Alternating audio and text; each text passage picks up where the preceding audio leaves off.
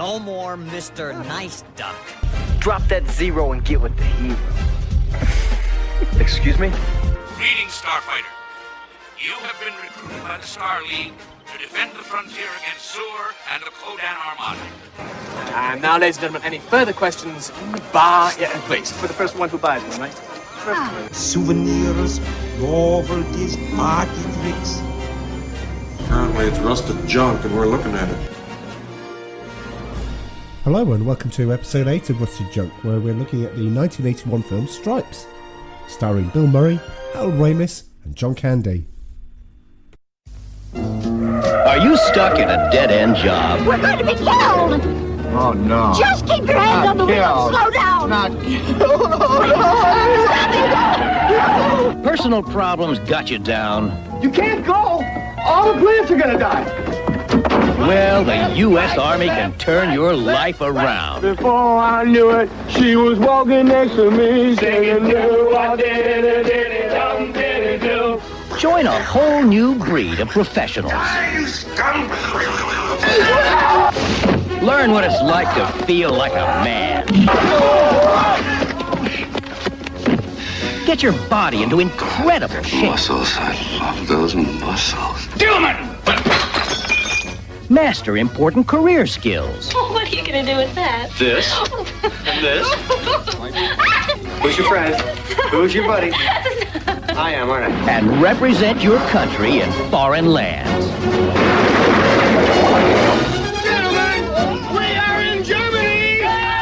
So if you're a man who likes to take charge of your own life, Boom, shakalaka, boom, shakalaka, boom, shakalaka, boom.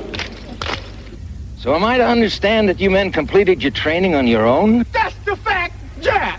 That's the fact, Jack. And this looks like your kind of challenge. Lean killer! You're a lean, mean, violent machine! I'll do it! Join Bill Murray in Stripes.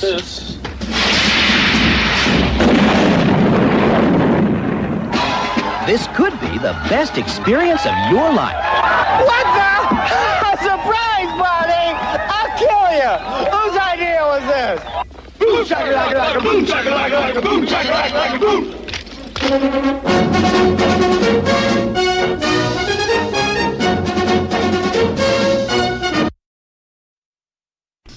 Okay, that was the trailer for Stripes. I don't know what to make of that, actually, now that you see the trailer. And then you listen to it and you watch it. There's kind of like key bits of the film that are in there. If you're actually watching it, there's key things in there that kind of give it away. Well, I would like to say the trailer is probably an accurate representation of the film this time, rather than some of the other trailers that we've watched for some of the other films. Yeah. Yes, Prancer being one of them. Yes.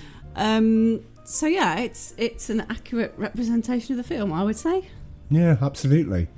And you'll be pleased to know that we are changing the format around a little bit on our podcasts. I just wanted to get that up front. We're going to have like a bit more structure to the podcast. We had a chat about this, didn't we? We did in the car today. Yeah, we did. Oh, the fun things we chat about in the car. Absolutely, yeah.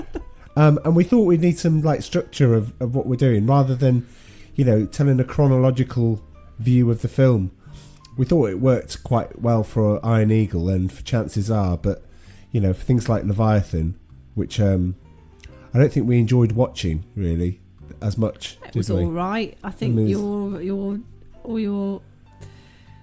nostalgic, heartfelt kind of memories of growing up as a teenager. Teenager, right? It didn't really hit the spot this time, did it? Anyway, yes, we're doing a swapperoo and a bit of a we're just doing a bit of thing. So we're still keeping roll call. We're still going to have roll call, and we're also going to then go into like bits from the film rather than discuss the whole film. And then we're going to end with a bit of trivia about the film, which is usually where Amanda has no idea what I'm going to be saying, and she'll just react to it accordingly. Like the Fresh Fields bit in Dirty Rotten Scoundrels. That's very correct. That was a good one, yeah? Yes. I may have better. Oh. I may have better. Right. Not quite as obscure. Anyway, so I suppose we better get on and say what we thought of the film, and what sort of rating would you give it? Oh, the rating. Well, out of 10. Yeah. I'd give it a 5. A 5? Yeah. A 5? Yeah. Good there Lord. wasn't a huge storyline to it. Well, it doesn't. It doesn't have to be War and Peace. It doesn't have to be like. No, but there wasn't. It didn't really have a purpose. Well, I still don't think at the end it resolved why they went into it in the first the place. The purpose was redemption. From what? For him not being a particularly successful or. Well, I don't think he was really successful as a soldier, to be honest. What, rescuing all the people at the end? Well, okay. Taking the EM50 into enemy lines.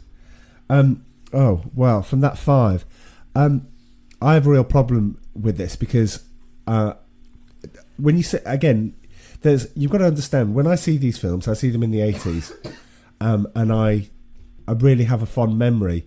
And then you go back to some of them. So things like Back to the Future are quite easy. That you could, if that's on, if you stumble across it on TV, you end up watching it because it's so good. And repeat viewing after repeat viewing of Back to the Future, nothing diminishes the sort of nostalgia you've got about it. But I think something like Stripes, I think we just all watched it as a family. We kind of it was like a family film. A family film? Well, yeah, but I mean, there's our family film. 18 rated content in there. It's not. I think it's the 12. I don't think so. Well, I think it was a 15 when it came out, or the equivalent, or whatever it was.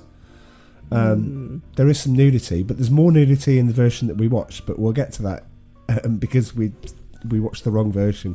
But anyway, we'll get to that in a moment. I'm going to give it 8. 8? Yeah, I'm going to give it 8. 10? Yeah, because. Kidding me? Well, because if you look at what this film, it's not just the film itself; it's the performances in the film. Okay. And it's a product of what it is. It's a product of the time. It's 1981. You got to understand where all these people were at the time. You got likes of John Candy and Harold Ramis. Things. Well, no, because I mean they're just starting from, Bill Murray's riding highs in Saturday Night Live. And he wants some film vehicles, where he can start to do it. Where he can start to prove what he can do. And I think this is definitely a strong vehicle, because from this he gets Ghostbusters. From this he gets, people start to see. He's in Caddyshack, and Caddyshack is an incredible film. I mean, really, if we watch Stripes as a family, Caddyshack was pretty much worn out as a family. So it's one of those films. He plays the groundskeeper in that. You get to see the comic talent. You get to see Bill Murray's, extreme comic talent. I know we talked about Steve Martin, but you look at what, I know we'll get to Roll Call in a minute, but you look at the sort of films that Bill Murray's gone on to do, they are classics. Yeah, but the thing with Bill Murray, I think, is you don't get a proper emotional response as a film viewer. I don't feel that I'm emotionally connected to him. He's almost a bit like, the class joker. So not like Ghostbusters, in that you didn't feel connected in that? No. Lost in Translation? No, didn't feel connected to him. I just find I don't... Right. It just doesn't... Whereas John Candy, if he was playing, a serious part, I feel I would... He hasn't played many serious parts. Well, no, but I would feel a connection. It's really weird. I just think there's something about the way Bill Murray acts or his mannerisms or something. I just don't have that emotional kind of... some characters, they can draw you in and really make you feel a lot of stuff. Have you got a good example of that? You can't have Robert Downey Jr.? No, not off the top of my head. But, you know me, I'm quite an emotional person when I'm watching anything. God, I cry at living Strictly Come Dancing or whatever. But, I just don't think I'd ever cry at a film that Bill Murray's in. Okay.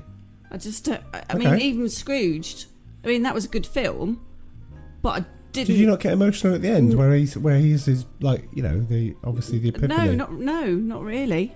Really? Oh, yeah. Okay. Just... I remember sitting in a cinema with my mate George, and we came out of that, and I think we actually were quite emotional for teenagers. I think we hugged each other, if I can remember. Because it was like all Christmassy, and Scrooge is just great. Yeah, okay. But yeah, it's okay. But anyway, I just don't think he does a depth of character particularly. there's probably going to be. Very typecast. I'll tell you the reason for the 8, because obviously we're not going to do the film chronologically. We're not going to describe the film. We're not going to go into it. But we'll go into that in a minute. Anyway, do you want to do the theme tune for the next bit? For roll call. Oh, okay. Do you? I don't mind. I think I did it last time, and I think you did it. But can we do it together? Oh, right, can we? Yeah, all right. 1, 2, 3. Roll call. Roll call. Oh, sorry. Are we doing it? No, last time it was like I did about 3. I did roll call, roll call, roll call. You can see we've not rehearsed this. You can tell we chatted in the car about some things and missed out the how many roll calls are we going to do in the roll call. Well, we'll sort that out later. All right, okay. But anyway, it's that part of the. It is part of the show.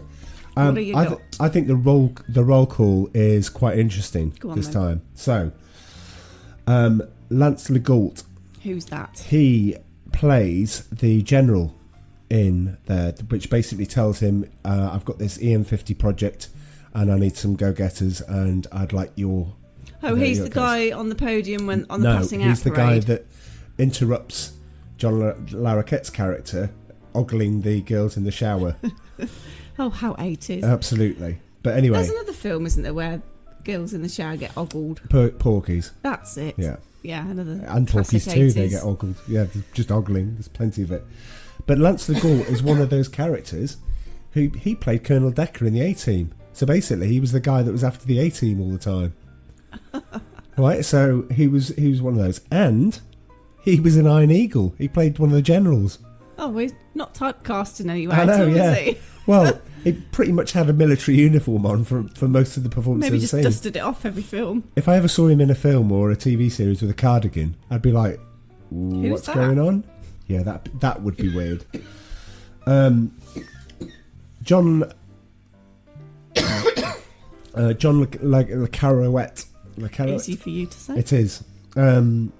He stars in another film with John Candy. He stars in another film called Summer Rental, and that is in one of the 175 films that we've got lined up for this. So yeah, you're in it for the long haul. Be the latter part of the 175. It might be. Summer Rental's not a bad film actually, but anyway, again, he's in one of these. He comes up in the trivia. He was in a TV series in the States called Night Court. So we'll get to that in the trivia bit. Warren Oates. Now, Warren Oates got the part. He plays Sergeant Hulker, the platoon sergeant. And basically, Warren Oates, the reason he got the part is because they wanted... I quite liked his character, actually. Yeah, he's a good character. Yeah. And he's a good actor. He starred in a lot of westerns beforehand. I can see that, yeah. And they picked him because they wanted somebody sort of gruff, and they wanted somebody a bit hard that could play that sort of character. Yeah. I was going to leave this for the trivia part, but he actually died a year after filming. Oh. Yeah, which is a real shame because I didn't know that until I looked at that sort of thing. Which is because he'd obviously filmed Blue Thunder. He's in Blue Thunder with Roy Scheider from Jaws. And Blue Thunder is just an incredible film. I mean, that definitely should be on the list. And I think if the next action side of film that we do, I think Blue Thunder should be up there because it's recognisable. I mean, so it's just one of those things. But anyway, we'll get to this. John Candy. Well, see, unfortunately, his life was cut short. He died in 1994. And everyone thinks that, he carried on and he made all these wonderful films. He did. He did make all these wonderful films, just not as many as you probably think. I think the films that he did make are just so ingrained in your mind that you think it's John Candy. And if I told you to mention your favourite John Candy film, do you have one? No. You don't? So I suppose you look at it and you look at Uncle Buck and you just think that's fantastic. I mean, we watched that recently, and he's great in that because he's just this, lovable, vulnerable sort of character and things like this. But I think the first time that I truly saw John Candy was in this film, and from here he went and did Brewster's Millions. Do you remember that with Richard Pryor? He had to spend 30 million in 30 days. in order to get his real inheritance of like 300 million. Oh, I vaguely remember Vaguely, that. yeah. Did it have the two guys in it that were from another film? Oh, you're thinking of the guys from Trading Places? Yes. Right. Yes, they cameoed in it in Brewster's Millions. I forgot they're rattling a tin at some point because they've lost everything. Yeah. Crikey, I'm testing my 80s knowledge on that one, but I think yes. I think they definitely cameoed in a film where they played tramps. Why am I thinking Coming to America? But anyway, it's something like that. I think Brewster's Millions, you start to see John Candy really come into his own, but from my point of view, this film is just incredible. John Candy, for me, his best performance will always be Planes, Trains and Automobiles, because you just look at that and you just think, I can't think of a time where I was watching a film. I think it's the first film I was watching where my actual sides were aching, because it was just relentless. The performances, you've got Steve Martin, you've got John Candy. Sides were aching from laughing. It's just incredible. Right. I mean, crikey, the airport, car rental scene has to be. I've not seen it. Oh, crikey, has to be one of the funniest things. Anyway, but yeah, so Uncle Buck, Home Alone. It's just. Anyway, a very, very sorely missed talent is John Candy. But anyway, then you've got Harold Ramis, who plays Russell Ziske. And Harold Ramis is famous for Egon Spangler in Ghostbusters. He is. And when you looked at his filmography, he was in Groundhog Day, but he did a lot of writing, he did a lot of directing. He directed Groundhog Day, and he also appeared as the person that gives Bill Murray the check over and goes, nope, everything's fine, I don't know what's going on with you, type thing, because he says, I keep reliving this day, and I think there's probably something wrong with me. He did a lot of writing, so he wrote Caddyshack, he wrote Meatballs, which is a film he starred in with Bill Murray in 1979, I believe. So just before Stripes. So they obviously had some sort of chemistry there. But he did a lot of writing. He did a lot of voiceovers for Ghostbusters. But he was just wonderful. I mean, I just love watching him, because I just think his comic timing is just great. And I loved it in this film.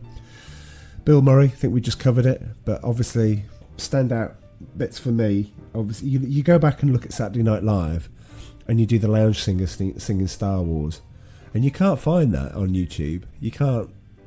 You go, Star Wars, nothing but Star Wars, and it's just, I love that every time I see it, but you can't find it anymore because it's just one of those things that's just lost. What about Bob, Kingpin, but lost in translation? I think Bill Murray's just incredible in that. Oh, I think that's a bit of a Marmite film. Do you think? Really? Yeah. I don't know what's not to like about it, so are you on the other side of me?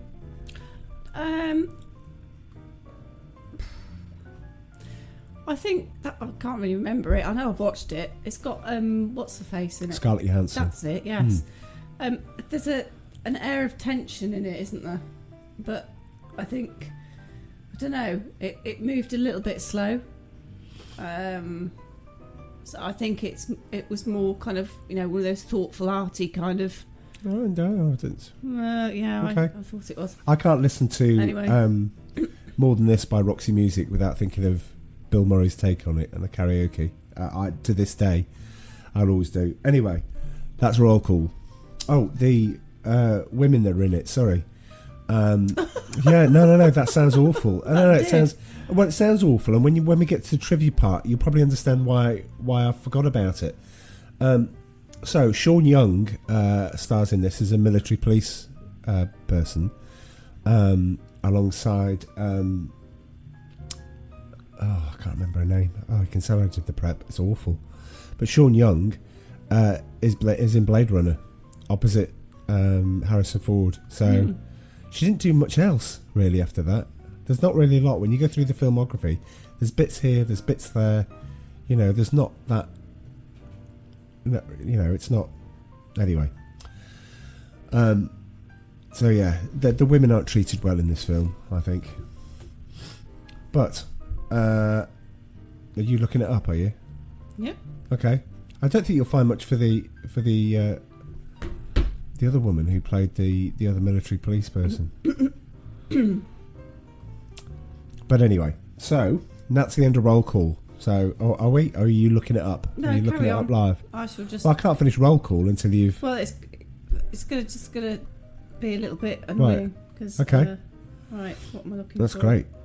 Well, no, I'm sure people tune in just to hear a commentary about me watching you tap into your phone. That's Pardon the me. one. Excellent. Oh, there was a TV series called Stripes. There was, apparently. They did make it into a TV series. You jumping the gun on the trivia. Oh, sorry. No, just because it came up on IMDb. I'll leave that one off now. Where's the cast? Here we go. Right, cast list. PJ Souls Right, PJ Souls. played Stella. She was married to Dennis Quaid at the time. That's a fun fact. Yep, but not a lot else, really, unfortunately. Oh, she was in Halloween Yeah, in 1978. Carrie in 1976. right. Stripes. I thought she was Devil's great in this. Rejects. I thought she was great in Therapy. this film, and I do apologise to both because that's She was terrible. in the new Halloween film, 2018 one. Oh, I haven't watched that one yet. She plays the teacher. Oh, okay. Well, I'm sure she'll be wonderful in this, because she was wonderful in this. So I do apologise again. Right, that's the end of roll call. Roll call. So, the plot of Stripes, for those that haven't watched it, is basically Bill Murray's a down on his luck taxi driver. He's not particularly in an awful lot. He decides after a series of events, he gets his car repossessed, his girlfriend leaves him, he quits his job.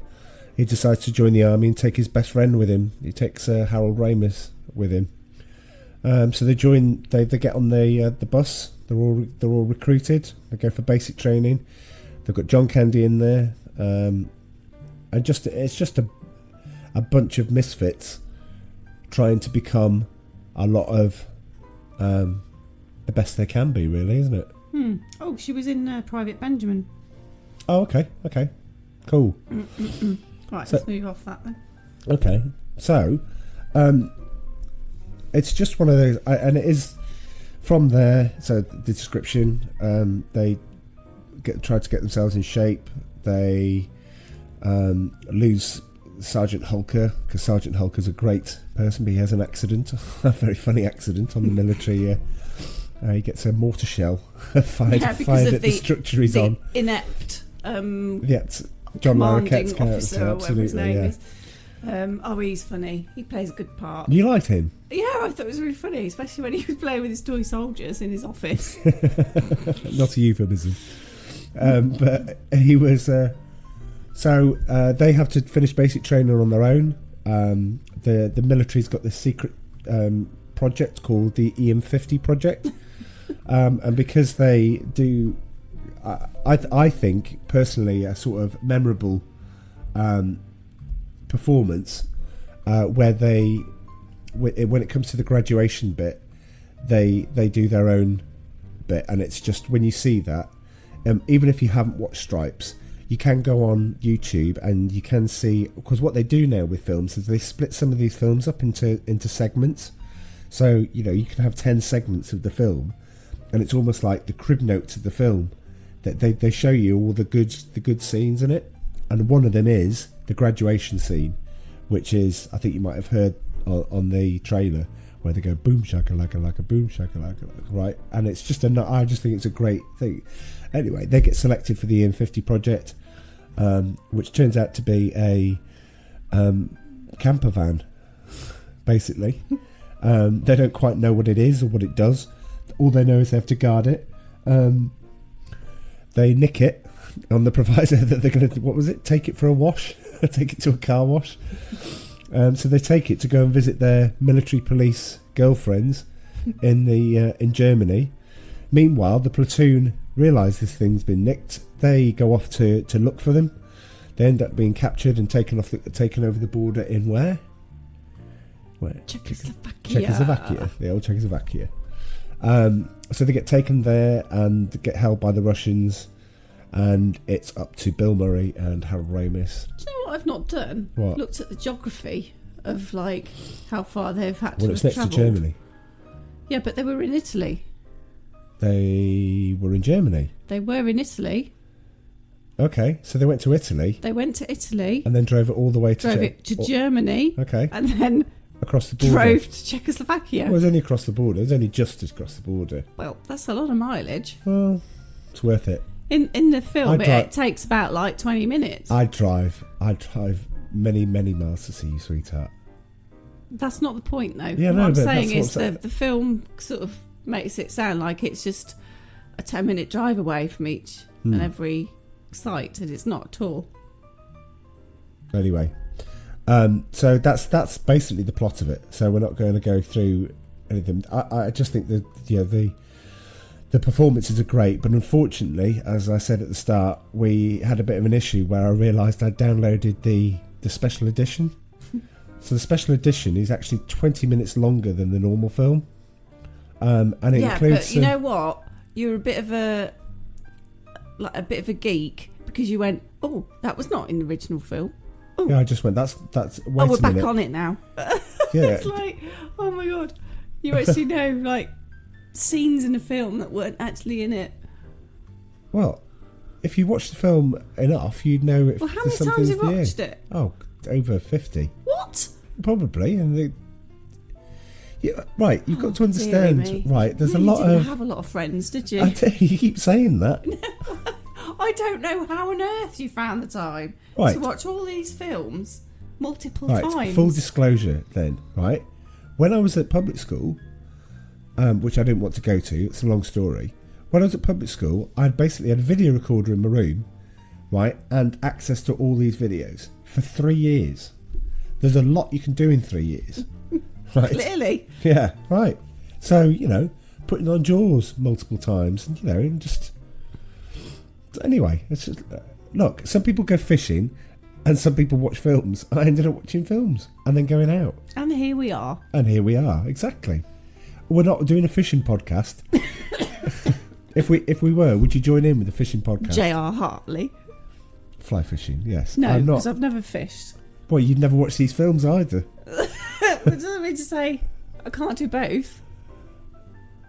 What, fish and watch films at the same time? Well, I potentially could do, but I'd find fishing coming next season 2. Season 2 where we fish and watch films at the same time.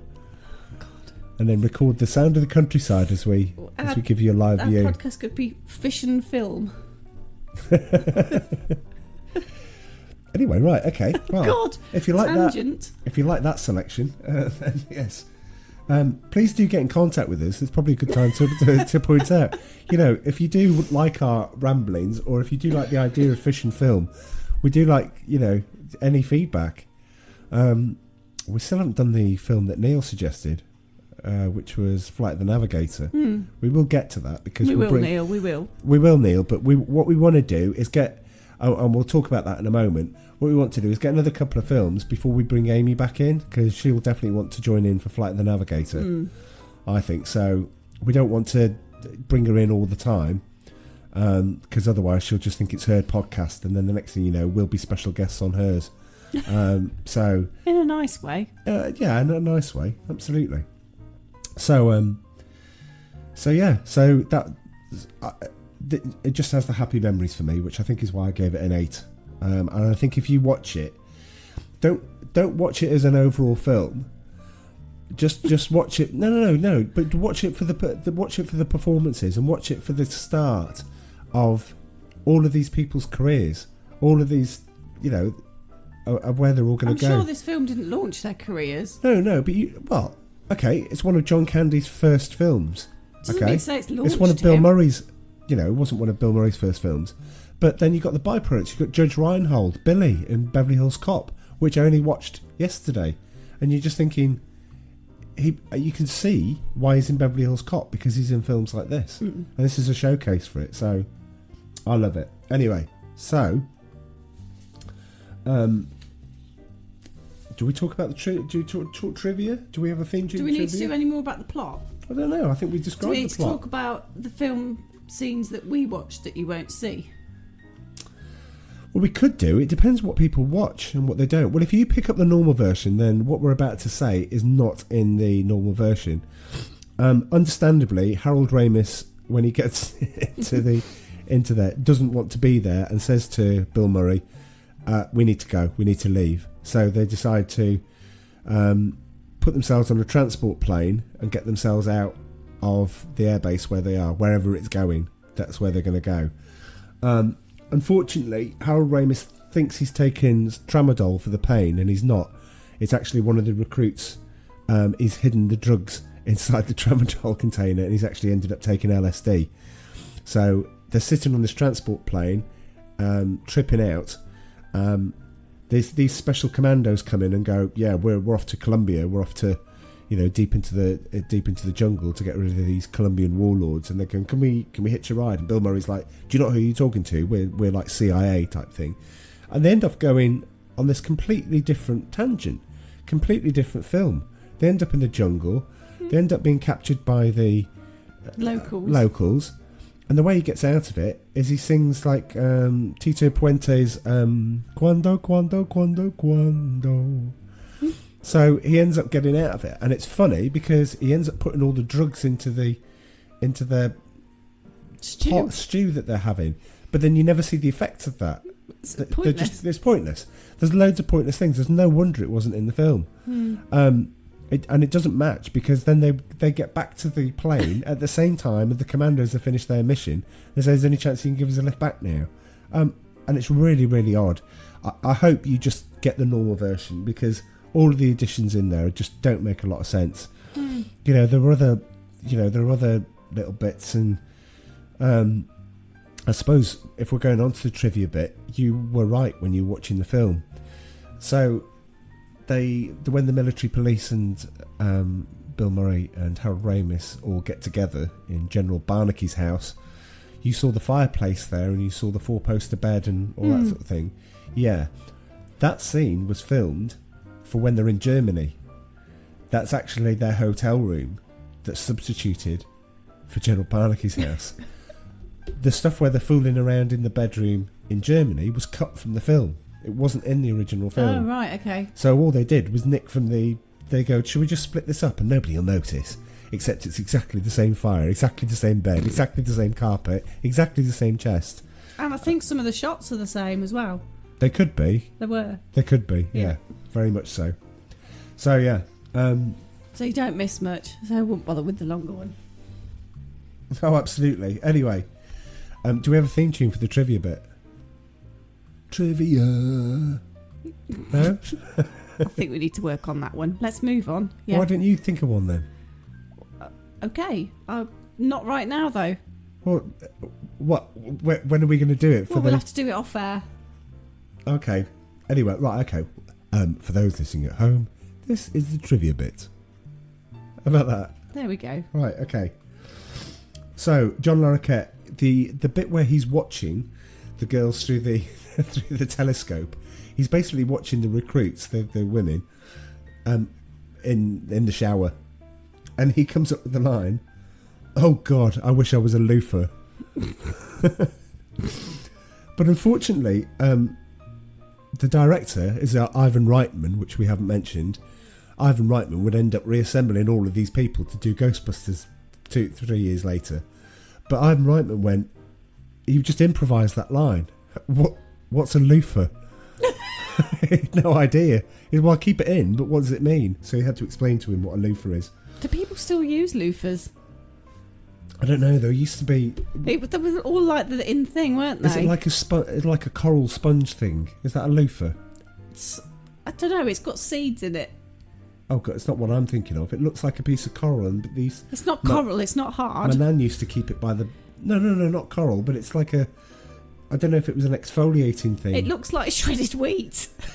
Oh, well then it might. Well, I don't know if it might be. It looks like shredded wheat.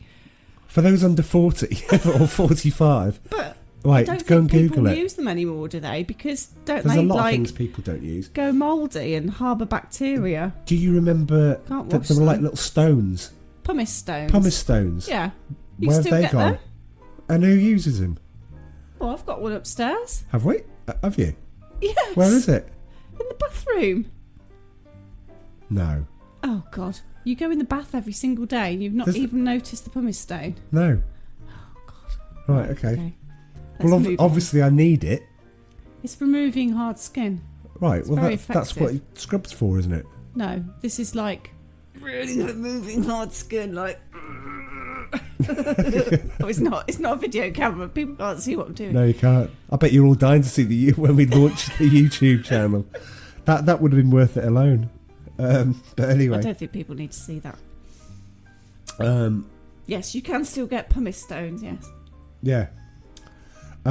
So the cast. How did we get onto that? I don't know, but when Loofah. Sergeant Hulker. So next piece of trivia: Sergeant Hulker's sitting around, and everybody, John Candy, John Deal, Bill Murray, and everyone's explaining where they come from.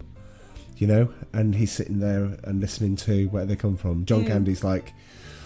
It's like a bonding thing. I used to swallow. Told me I swallow a lot of aggression, as long as a lot of donuts, you know. And he's on join the army because it's cheaper than going to a health spa. So he's looking at this as like a 10-week program thing. But when everyone's sitting around there, Bill Murray just improvises his.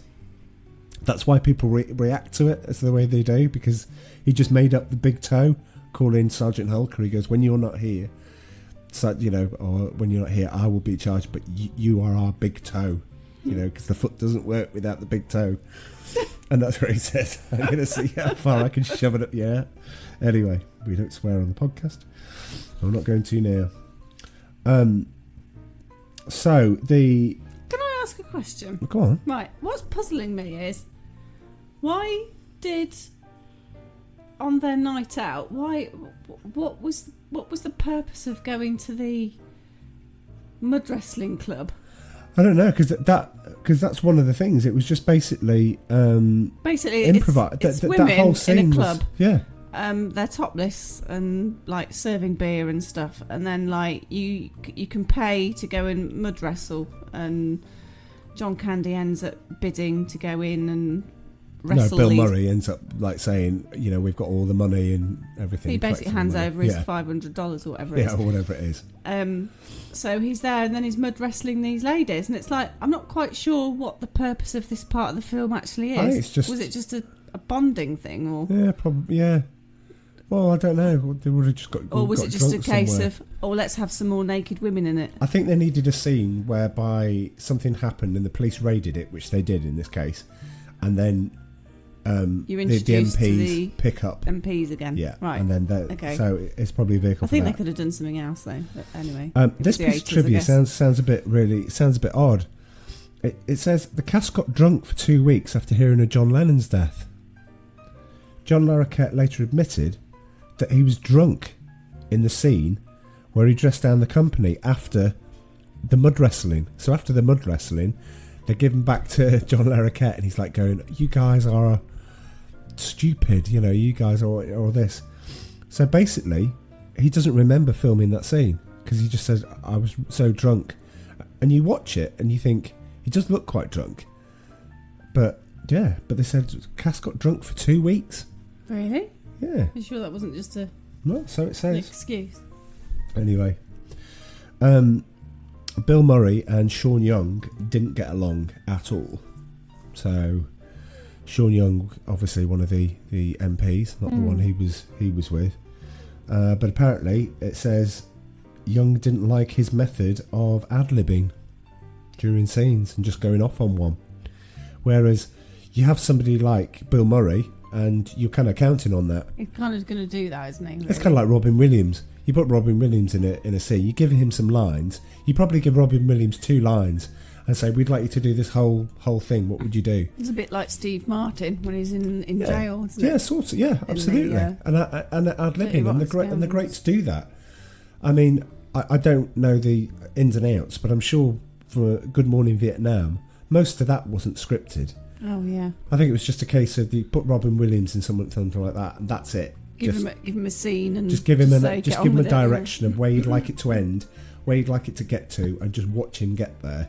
So, and I think it's the same with Bill Murray, to be honest, because I know in Ghostbusters he ad-libbed lines as well, and you just kind of like, just let him do it, because it works. He knows what he's doing. But I suppose if you're on the receiving end, if you're an actor or actress that has to kind of pick up and you're very formal and not really a lover of ad-libbing, the structure isn't there for you to actually kind of feel comfortable in order enough. True, but there isn't an awful lot of scenes that they did together. And what it doesn't say, it doesn't provide the context of, was she watching him do the scenes where he was ad-libbing and going, why are you doing that? You're just being disrespectful to people. You just, was she getting offended on other people's behalf? Because I can't remember an awful lot of lines between them. They spoke at the coach station when they're putting them on the bus. That wasn't very long though, They spoke when they caught them trying to escape. And I don't know, the bits. Yeah, because Bill was with the blonde woman. That's right, yeah. Anyway, so yeah, I've already said about the scene where it actually says the scene after John Winger and MP Stella have sex in General Barnaky's house when they emerge from the trunk is actually lit from a cutscene where the guys and girls meet up in Germany. So yeah, this lift is now something of a continuity error in the special edition DVD, where those cutscenes of the German hotel are now restored. You can tell this because if you watch the decor of the bedroom and the wardrobe, it's the same clothing they're wearing in the same hotel suite. So yeah.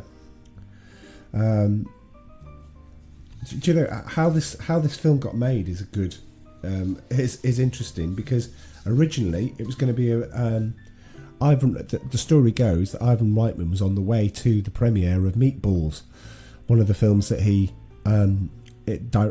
directed, starring Harold Ramis and Bill Murray. And on the way, he went, "I've got an idea. Cheech and Chong joined the army." Do you know who Cheech and Chong were? No. Okay, Cheech and Chong basically did stoner movies. So I'm trying to think of a sort of precursor to Jay and Silent Bob. I haven't seen that either. Okay, all right. Any more references I can give you that make no sense? Cheech and Chong films were basically them in a series of situations where they were high most of the time. So basically, it was funny because they were high in situations where they can't deal with it. And I liked some of them. I didn't like all of them, but I liked some of them, the films that they did, because they're genuinely funny. Cheech Marin is just, again, is fantastic. I'm trying to think what he was in. He played the caddy in Tin Cup. Do you remember Kevin Costner? He plays his caddy. Can't remember that. Anyway, on his way, he had this idea that he's going to make Cheech and Chong join the army. He went and pitched it the next day, and the studio went, "Brilliant, direct that," because he directed Caddyshack, he directed Meatballs. He was on a bit of a high. So he went to Cheech and Chong, and they went, "Yeah, we'll do this. Sounds great. Yeah, getting high, joining the army." But they wanted total control. They wanted full control over everything, including the marketing and everything, because if it was going to be called Cheech and Chong join the army, they wanted full control over it. So he went, no. And then he went back. He went, well, what about the people that have been in the films? What about putting Bill Murray in there? So what they did is they chatted to getting Harold Ramis to write some of it, and then said, is there any chance you can star in it? Oh, and can you bring your mate Bill Murray as well? Is that okay? So it was a bit like how Bob Geldof got Pink Floyd to play Live 8. The story was that he went to Dave Gilmour and then said, oh yeah, well, don't worry, all the others have said yes. So we're just waiting upon you. And then they went to Roger Waters and they went, oh, Dave Gilmour said yes, they're just waiting upon you. So they kind of like all say yes, because they're not talking to each other, so there's no way of them ringing each other up. Yeah. And the next thing you know, they've all said yes without actually ever having a choice in it. But anyway, so it's a bit like that. The film grossed 1.8 million on day one, on its first day of release, and overall made 85 million, which was back in 1981 was probably quite a lot. It was the fifth most popular film of 1981. I don't think even Cats has made that much, has it? What, 1.8 million? Oh yeah, maybe not. No, 85 million. Oh, I was going to go for the 1.8 when it comes to Cats. To be fair, I'm not being funny. It's got an 86% approval rating on Rotten Tomatoes. Got a what? 86%. Oh, wow. Approval rating. Wow. Because people kind of like it, you know. It's just the way it is. So that's the end of trivia bit, because otherwise we could just take up half the podcast doing the trivia. But anyway, so that's the end of Stripes, and it's probably a good idea to introduce. What was change? Hang on. What was the funniest part of the film for you? I have different individual scenes. I'll give you an example, which I think I told you about at the end of the film. Standout scenes then. Well, the standout scene's got to be the graduation, which I think is. But to my mind, there are things in this. I take away things from films, and I just go, it's that means something to me. So, for example, when they're sitting in there, telling the stories, I know I've already told you this. They're sitting in the stories, and there's a guy called Francis, and he goes, "Any of you people touch my stuff, and I kill you," right? And he goes, "My name's Francis, but everyone calls me Psycho. If you call me Francis, I'll kill you," right? And the drill sergeant at the end of it just goes, "Lighten up, Francis." And I think about that every time I listen to somebody, like on a talk radio or something like that, and I'm just like thinking, "Oh, lighten up, Francis." And it's just stuck with me ever since, because I'm just thinking the way that he delivers that line, it's funny to me every time. I guess Bill Murray, with his lines and stuff, I always remember when everything's gone wrong, his girlfriend's left him, the car's repossessed, he's lost his job, there's nothing left. He just goes, and then depression sets in. And you just think, the way that he delivers that line, I know mental illness isn't funny, but the way that he delivers that line is just, there's too many, and that's why I give it the 8 out of 10 if we come back to it, because it's a succession of things jumbled up in a big bag, whereby I love this film. Okay. And it's just I could watch it again now, and I know you never want to see it. If you had the choice, you watch this one or Prancer again. Oh God, don't make me watch Prancer. I know, I'm making you choose. No. All right. I'm sure if you dubbed Prancer with a horror theme tune, it would be a horror story. Anyway. Perhaps. What was your funniest bit? Keep talking about Prancer every because it scarred us so horrendous. much. Anyway, please, yeah, I know one of the funniest moments of the film for me, not Prancer, but this film. There's no funny moments of Prancer. It's actually quite a small part of the film, like a very, very small part, but I quite like small, funny things. Oh, were you about to say I quite like small parts? Oh, sweetheart, you say the loveliest things.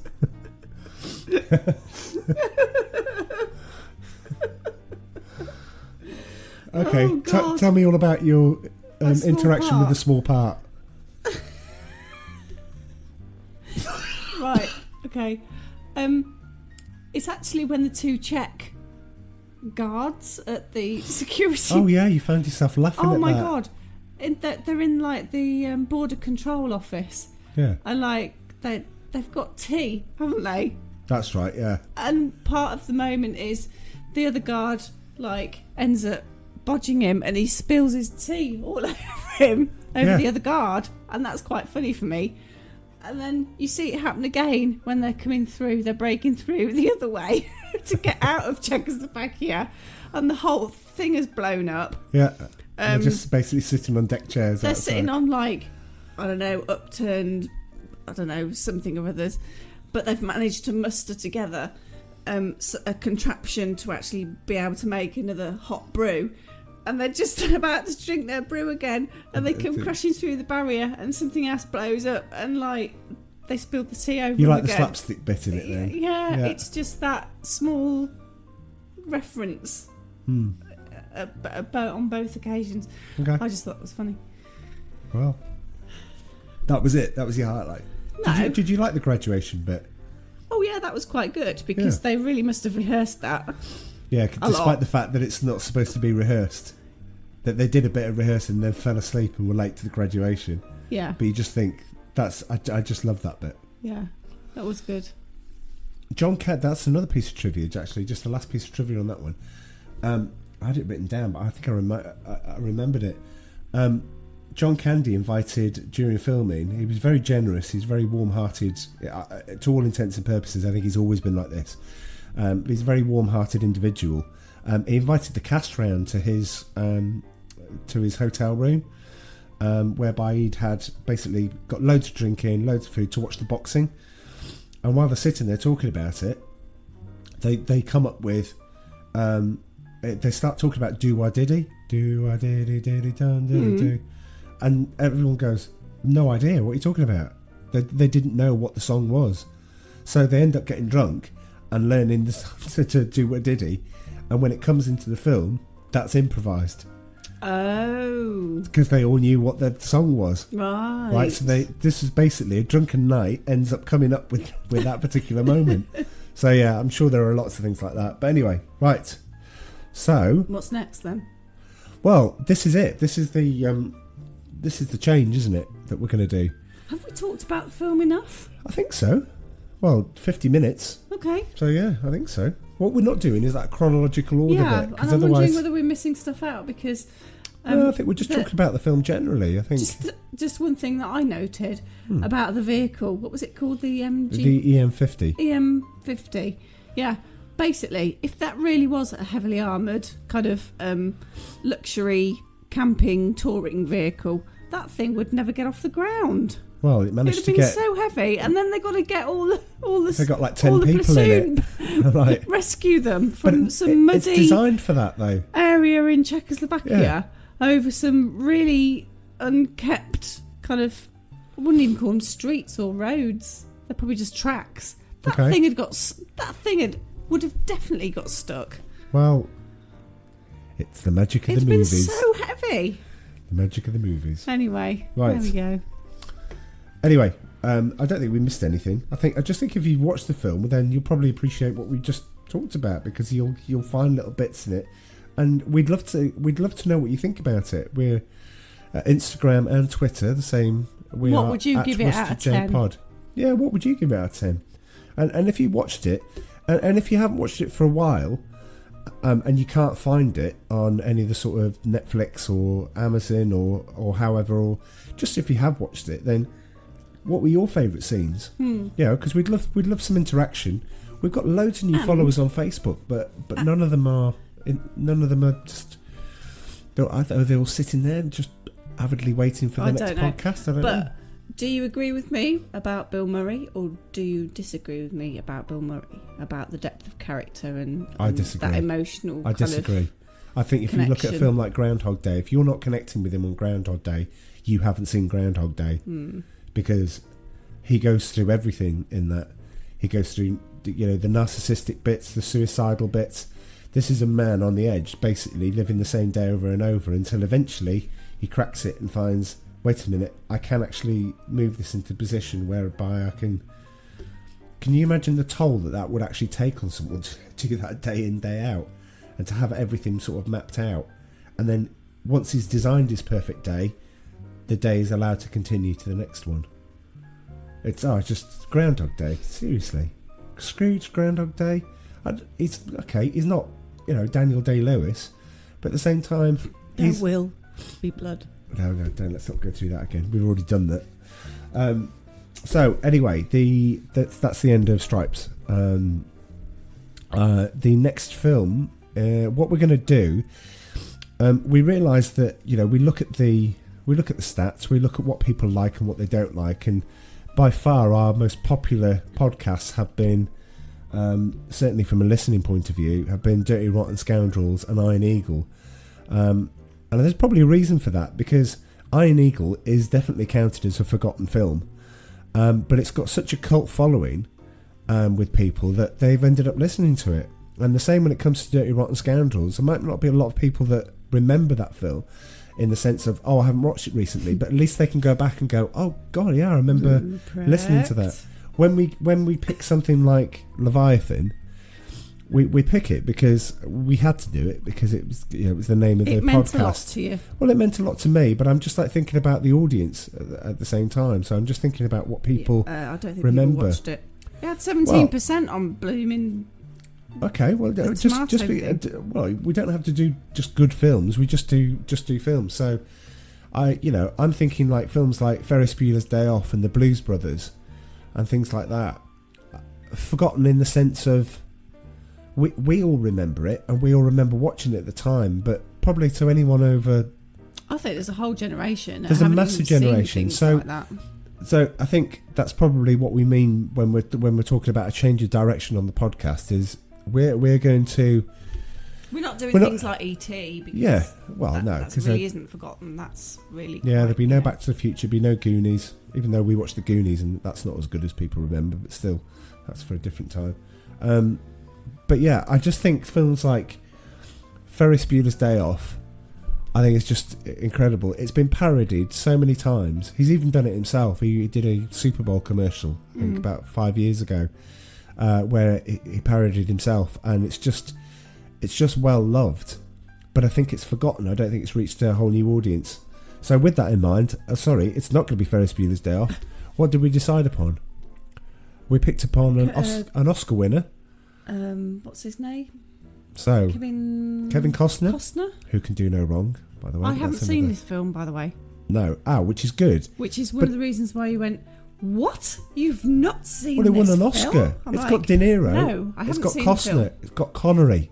It's got Andy Garcia. It's got tried and tested, wonderful, not just wonderful actors, next level actors. And I'm including Costner in that because I love Kevin Costner. But, it's Brian De Palma, directed, Oscar-laden time. And, yeah, it fits into the realm of forgotten, even though it was everywhere at the time. It's just one of those films. I'm saying to already, for those who have seen it, I'm already saying the Kevin Costner who plays Elliot Ness going after Al Capone, the scene where the baby, the pram, the station, that scene is just worth the entry alone. It's just incredible, and I can't wait to watch it again. And I've no idea what you're talking about. No, but when you watch it, you'll just go, "Oh wow, that was something else." I really think you'll like The Untouchables. So it's not Leviathan, it's not Prancer, but then it's not. You will actually enjoy this one. So with all that being said, we are. Is that Nick and Tim Tracker, isn't it? I think so. That being said, we're off. No, we need to find. We'll find some better ways. We'll find a theme tune for roll call, a theme tune for trivia, as opposed to and now the trivia, and like a sign off thing. We should get a sign off thing. What should we do? I'm just going to say Toodle Pip. Toodle Pip. All right. Okay. We've got people listening all over the world. Yeah, but who won't know what that chiggins that means? Well, we come out with I don't know what they're called, colloquialisms or something, are they? I know, but we can address a more global audience. We could say they're very much tailored to being British, I guess. So Toodle Pip. I know, but if we could see where our listeners are, we've got some in Australia, we've got some in Germany, we've got some in the US. They're all over the place. So we could say, goodbye, Cobber. I don't think we need to pretend that we're Australian. But I mean, we can start appealing to the... I don't think that would appeal to Australians. What? No. What, my bad Australian accent? You're trying to typecast. Auf Wiedersehen. No. Well, isn't that nice? With Auf Wiedersehen, mes amis? Pardon? You're mixing French. I'm going all in. I'm going... And German. I'm doing some serious DJ scratching here, and I'm mixing really it all in. Yeah, but that appeals. Isn't that a nice thing to do? No, just be you. All right, okay. Well, I had fun. I like Stripes, and I can't wait to see you next time. Sod off or something. No, do we have to click the? No. No. Okay. Sod. It's Earth. It's. Well, so's a female dog, but I'm not going to say that on here. That's not Earth. It's not, but it's definitely something else. Anyway, right. I love doing the podcast, so I will see you again next time. See you later. Toodle Pip.